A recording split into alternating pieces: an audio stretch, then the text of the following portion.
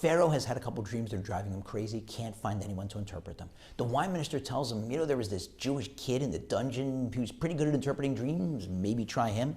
Pharaoh summons Yosef out of the dungeon and says to him, I've heard it said about you that you can listen to a dream and interpret it.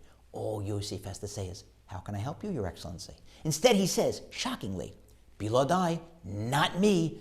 God will respond to the welfare of Pharaoh. What? If someone calls me up and says, I was in a terrible car accident, I have very serious injuries, and someone told me you're an excellent personal injury attorney, do I have to say to them, not me, God will help you out? And this is worse, because Yosef is speaking to Pharaoh in ancient pagan Egypt, where they worshipped animals and the sun and the Nile. Pharaoh himself held himself out as a god or an intermediary to gods. He doesn't believe in the one God, the true God. Why is Yosef mentioning God? And even more incredible, Yosef doubles down. When he interprets the dreams, he keeps mentioning God over and over again. God's going to do this quickly. God's getting ready to do this. So the commentators explain that Yosef's doing a few things here.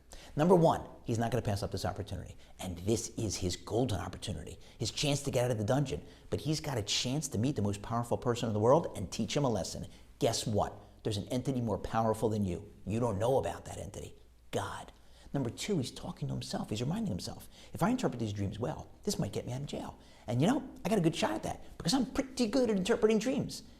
I may get too big for my britches, so I'm going to remind myself before I say a word, it all comes from God. The talent that I have to interpret dreams comes from God. And number three, he's uttering a prayer to God, an implied prayer. By mentioning God before he starts interpreting, he's saying, God, you know how important this is. This is my chance to get out of the dungeon. Please let me interpret well. And God does let him interpret well. Not only does he interpret, but he gives Pharaoh advice. He says, there are going to be 7 years of plenty, then 7 years of famine.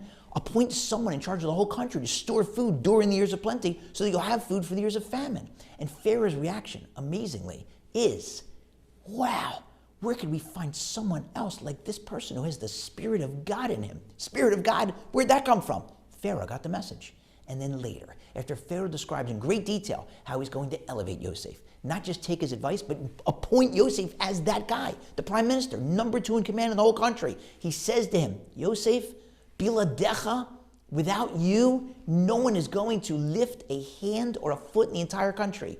Biladecha. It's the same phrase that Yosef used. As one commentator points out, this is God's way of showing Yosef, I saw what you did. You used the phrase, the word biladai, not me, to ascribe greatness to me before you started interpreting the dreams. So now I'm going to have Pharaoh use the same word back at you when it's your time to be raised to greatness. I'm going to repay you in kind. And what a great lesson for us on Chanukah when we light our menorahs in our front windows or in front of our doors, announcing to the world this is a Jewish home. And it's a proud Jewish home. And the prouder we are, and the more we realize that God runs every aspect of our lives, and we have such gratitude to him for that, and the more we recognize the miracles that he did for our ancestors back then, the ones that we're celebrating now during Hanukkah, and the miracles that he continues to do for us now, the more he does them for us.